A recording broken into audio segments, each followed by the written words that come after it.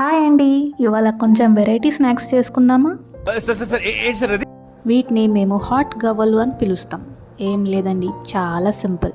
మైదా పిండిలో కొంచెం ఉప్పు, కొంచెం బేకింగ్ సోడా, కొంచెం వేడి చేసి నూనె పోసుకొని కలుపుకోండి. తర్వాత నీళ్ళు పోసి పిండిలాగా కలుపుకోవాలి. పిండి కలుపుకున్న తర్వాత ఒక 10 నిమిషాలు మూత పెట్టి వదిలేసేయండి.